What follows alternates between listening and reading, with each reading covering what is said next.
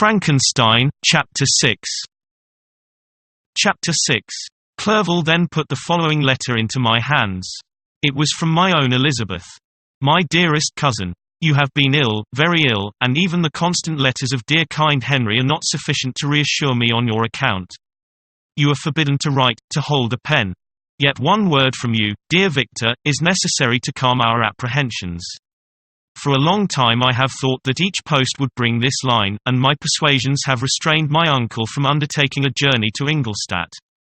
I have prevented his encountering the inconveniences and perhaps dangers of so long a journey, yet how often have I regretted not being able to perform it myself. I figure to myself that the task of attending on your sickbed has devolved on some mercenary old nurse, who could never guess your wishes nor minister to them with the care and affection of your poor cousin. Yet that is over now. Clerval writes that indeed you are getting better. I eagerly hope that you will confirm this intelligence soon in your own handwriting. Get well, and return to us. You will find a happy, cheerful home and friends who love you dearly. Your father's health is vigorous, and he asks but to see you, but to be assured that you are well. And not a care will ever cloud his benevolent countenance. How pleased you would be to remark the improvement of our Ernest. He is now 16 and full of activity and spirit. He is desirous to be a true Swiss and to enter into foreign service, but we cannot part with him, at least until his elder brother returns to us. My uncle is not pleased with the idea of a military career in a distant country, but Ernest never had your powers of application. He looks upon study as an odious fetter. His time is spent in the open air, climbing the hills or rowing on the lake. I fear that he will become an idler unless we yield the point and permit him to enter on the profession which he has selected. Little alteration, except the growth of our dear children, has taken place since you left us. The blue lake and snow-clad mountains, they never change. And I think our placid home and our contented hearts are regulated by the same immutable laws. My trifling occupations take up my time and amuse me, and I am rewarded for any exertions by seeing none but happy, kind faces around me. Since you left us, but one change has taken place in our little household. Do you remember on what occasion Justine Moritz entered our family? Probably you do not. I will relate her history, therefore in a few words. Madame Moritz, her mother, was a widow with 4 children, of whom Justine was the third. This girl had always been the favorite of her father, but through a strange perversity, her mother could not endure her, and after the death of Monsieur Moritz, treated her very ill. My aunt observed this, and when Justine was 12 years of age, prevailed on her mother to allow her to live at our house. The republican institutions of our country have produced simpler and happier manners than those which prevail in the great monarchies that surround it. Hence there is less distinction between the several classes of its inhabitants, and the lower orders, being neither so poor nor so despised, their manners are more refined and moral. A servant in Geneva does not mean the same thing as a servant in France and England. Justine, thus received in our family, learned the duties of a servant, a condition which, in our fortunate country, does not include the idea of ignorance and a sacrifice of the dignity of a human being. Justine, you may remember, was a great favorite of yours. And I recollect you once remarked that if you were in an ill humor, one glance from Justine could dissipate it, for the same reason that Ariosto gives concerning the beauty of Angelica, she looked so frank-hearted and happy. My aunt conceived a great attachment for her, by which she was induced to give her an education superior to that which she had at first intended. This benefit was fully repaid. Justine was the most grateful little creature in the world. I do not mean that she made any professions, I never heard one pass her lips, but you could see by her eyes that she almost adored her protectress. Although her disposition was gay and in many respects inconsiderate, yet she paid the greatest attention to every gesture of my aunt. She thought her the model of all excellence and endeavored to imitate her phraseology and manners, so that even now she often reminds me of her. When my dearest aunt died, everyone was too much occupied in their own grief to notice poor Justine, who had attended her during her illness with the most anxious affection. Poor Justine was very ill, but other trials were reserved for her.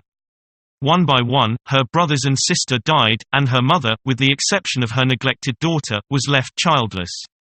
The conscience of the woman was troubled. She began to think that the deaths of her favorites was a judgment from heaven to chastise her partiality. She was a Roman Catholic. And I believe her confessor confirmed the idea which she had conceived. Accordingly, a few months after your departure for Ingolstadt, Justine was called home by her repentant mother. Poor girl. She wept when she quitted our house. She was much altered since the death of my aunt. Grief had given softness and a winning mildness to her manners, which had before been remarkable for vivacity. Nor was her residence at her mother's house of a nature to restore her gaiety. The poor woman was very vacillating in her repentance. She sometimes begged Justine to forgive her unkindness, but much oftener accused her of having caused the deaths of her brothers and sister. Perpetual fretting at length threw Madame Moritz into a decline, which at first increased her irritability, but she is now at peace forever. She died on the first approach of cold weather, at the beginning of this last winter. Justine has just returned to us, and I assure you I love her tenderly. She is very clever and gentle, and extremely pretty, as I mentioned before. Her mien and her expression continually remind me of my dear aunt. I must say also a few words to you, my dear cousin, of little darling William. I wish you could see him. He is very tall of his age, with sweet laughing blue eyes, dark eyelashes, and curling hair.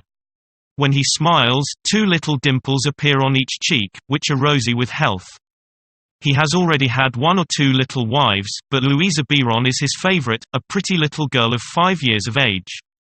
Now, dear Victor, I dare say you wish to be indulged in a little gossip concerning the good people of Geneva. The pretty Miss Mansfield has already received the congratulatory visits on her approaching marriage with a young Englishman, John Melbourne, Esq. Her ugly sister, Manon, married Monsieur Duvillard, the rich banker, last autumn. Your favorite schoolfellow, Louis Manoir, has suffered several misfortunes since the departure of Clerval from Geneva. But he has already recovered his spirits, and is reported to be on the point of marrying a lively pretty Frenchwoman, Madame Tavernier. She is a widow, and much older than Manoir. But she is very much admired, and a favorite with everybody. I have written myself into better spirits, dear cousin, but my anxiety returns upon me as I conclude. Write, dearest Victor, 1 line, 1 word will be a blessing to us. 10,000 thanks to Henry for his kindness, his affection, and his many letters. We are sincerely grateful. Adieu. My cousin, take care of yourself, and, I entreat you, write. Elizabeth Lavenza. Geneva, March 18. Dear, dear Elizabeth, I exclaimed, when I had read her letter. I will write instantly and relieve them from the anxiety they must feel. I wrote, and this exertion greatly fatigued me. But my convalescence had commenced, and proceeded regularly. In another fortnight I was able to leave my chamber. One of my first duties on my recovery was to introduce Clerval to the several professors of the university. In doing this, I underwent a kind of rough usage, ill-befitting the wounds that my mind had sustained. Ever since the fatal night, the end of my labors, and the beginning of my misfortunes, I had conceived a violent antipathy even to the name of natural philosophy. When I was otherwise quite restored to health, the sight of a chemical instrument would renew all the agony of my nervous symptoms. Henry saw this, and had removed all my apparatus from my view. He had also changed my apartment, for he perceived that I had acquired a dislike for the room which had previously been my laboratory. But these cares of Clerval were made of no avail when I visited the professors.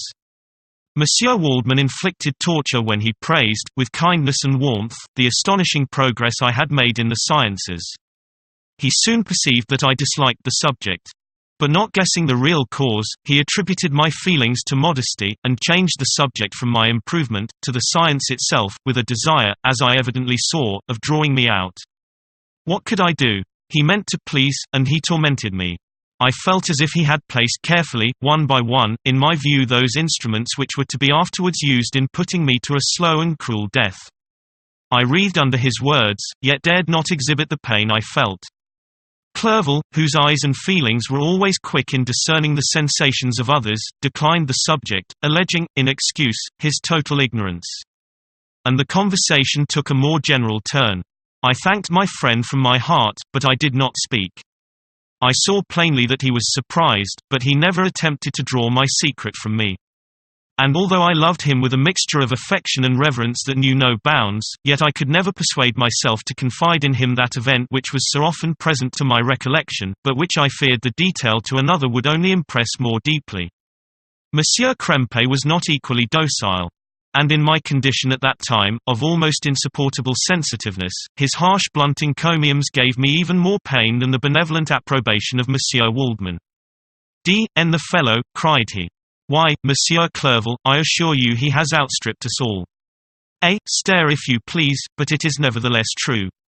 A youngster who, but a few years ago, believed in Cornelius Agrippa as firmly as in the Gospel, has now set himself at the head of the university.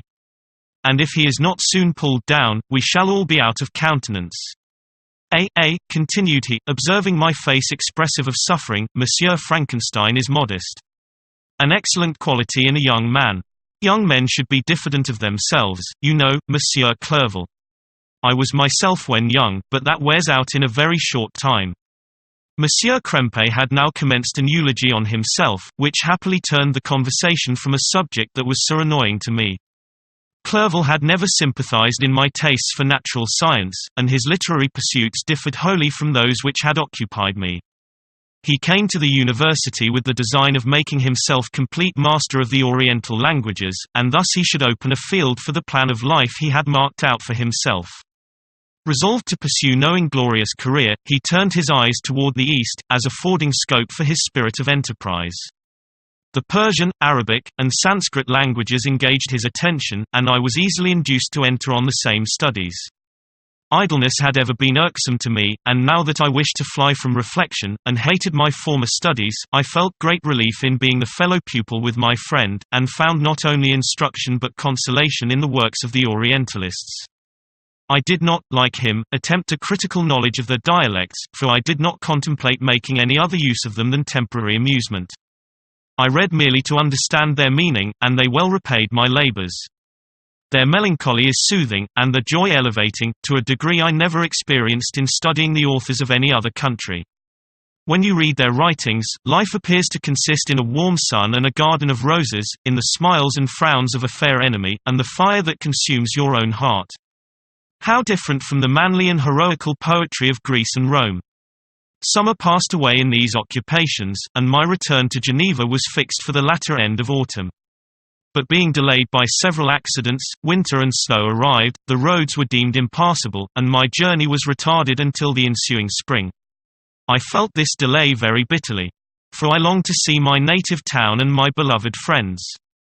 My return had only been delayed so long, from an unwillingness to leave Clerval in a strange place, before he had become acquainted with any of its inhabitants. The winter, however, was spent cheerfully, and although the spring was uncommonly late, when it came its beauty compensated for its dilatoriness. The month of May had already commenced, and I expected the letter daily which was to fix the date of my departure, when Henry proposed a pedestrian tour in the environs of Ingolstadt, that I might bid a personal farewell to the country I had so long inhabited. I acceded with pleasure to this proposition. I was fond of exercise, and Clerval had always been my favourite companion in the ramble of this nature that I had taken among the scenes of my native country. We passed a fortnight in these perambulations. My health and spirits had long been restored, and they gained additional strength from the salubrious air I breathed, the natural incidents of our progress, and the conversation of my friend. Study had before secluded me from the intercourse of my fellow creatures, and rendered me unsocial, but Clerval called forth the better feelings of my heart. He again taught me to love the aspect of nature, and the cheerful faces of children. Excellent friend! How sincerely you did love me, and endeavor to elevate my mind until it was on a level with your own. A selfish pursuit had cramped and narrowed me, until your gentleness and affection warmed and opened my senses. I became the same happy creature who, a few years ago, loved and beloved by all, had no sorrow or care. When happy, inanimate nature had the power of bestowing on me the most delightful sensations. A serene sky and verdant fields filled me with ecstasy.